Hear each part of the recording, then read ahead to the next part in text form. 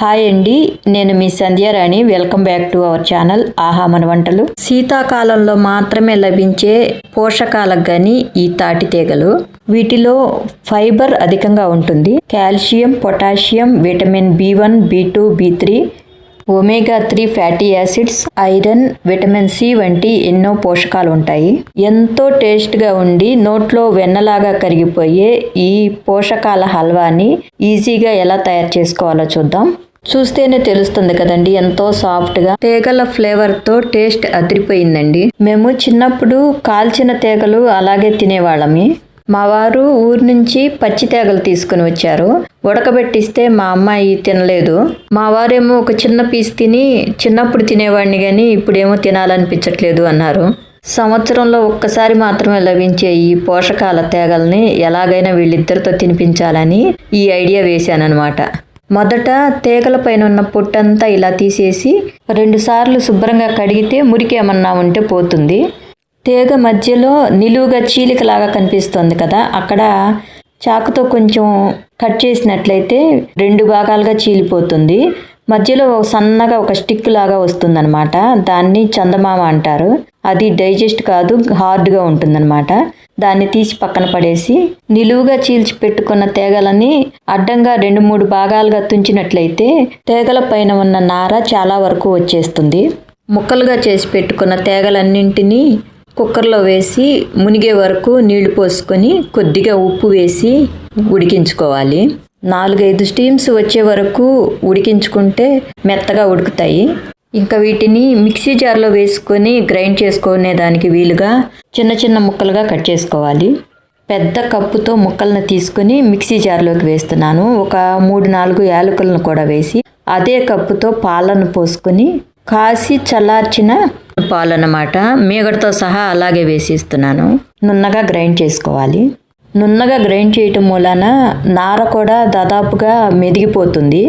వెన్నలాగా ఎంత బాగా వచ్చిందో చూడండి. కొంచెం పెద్ద చిల్లులున్న గరిటెలోకి కానీ చిల్లుల ప్లేట్లోకి కానీ తీసుకుని ఫిల్టర్ చేసుకుంటే మిగిలిపోయిన నార కూడా వచ్చేస్తుంది. జల్లెడలోకి కాకుండా ఇలా పెద్ద చిల్లుల గిన్నెలోకి తీసుకున్నట్లయితే పిండికి చుట్టుకొని నార వచ్చేస్తుంది. మళ్ళా పిండి కూడా ఇంకా స్మూత్గా వస్తుందన్నమాట. చూడండి ఎంత చక్కగా ఫిల్టర్ అయిందో. పిండి పిండిగా స్మూత్గా బాగుంది కదా. నార మొత్తం చిల్లుల గరిటలో మిగిలిపోయింది చూడండి. నారంతా చుట్టుకొని ముద్దలాగా అయిపోయింది చూడండి. విడదీస్తే తెలుస్తుంది. ఇంకా వేస్ట్ అంతా వచ్చేసింది అనమాట. కప్పు పాలు పోసి గ్రైండ్ చేసుకున్నాం కదా, కప్పు పై వరకు తేగల గుజ్జు వచ్చిందనమాట. మళ్ళీ అదే కప్పుతో 1 కప్పు బెల్లం కావాలి. మీరు తీపి ఎక్కువగా ఇష్టపడేటైతే ఈక్వల్గా తీసుకోండి బెల్లం కూడా. నేను కొంచెం తక్కువగానే తీసుకుంటున్నాను కప్పు కంటే. ఇంకా బాండీలో ఒక 2 స్పూన్స్ నెయ్యి వేసుకుని బాదం పప్పులు, జీడిపప్పులు కొంచెం చిన్న ముక్కలుగా చేసి వేశాను. అవి కొంచెం వేగిన తర్వాత అదే బాండీలోకి మరొక 2 స్పూన్స్ నెయ్యి వేసుకుని తీగల గుజ్జుని వేసి కొంచెం సేపు వేయించుకోవాలి. నేతిలో వేగుతున్నప్పుడు మంచి అరోమా వస్తుంది. కొద్దిసేపు నేతిలో వేయించుకున్న తర్వాత మనం రెడీగా పెట్టుకున్న బెల్లం కూడా వేసి, తరిగి పెట్టుకున్న ఆర్గానిక్ బెల్లం అన్నమాట, ఈజీగా కరిగిపోతుంది. ఇలా కలుపుతూ ఉంటే బెల్లం కరిగి కొంచెం హల్వా కొంచెం పలుచబడుతుంది. ఇంకా కొంచెంసేపు అలాగే కలుపుతూ ఉండాలి. బెల్లం పూర్తిగా కరిగిపోయి హల్వా ముద్దలాగా వస్తుంది. మంచి కలర్ కూడా వస్తుందన్నమాట. ఇలా కలుపుతూనే ఉండాలి. అడుగు వదిలే వరకు కలుపుతూ ఉన్నట్లయితే హల్వా సాఫ్ట్గా ముద్దలాగా వస్తుంది. కొంచెం సాల్ట్ వేసి కలుపుకున్నట్లయితే తీపి బాగా తెలుస్తుంది.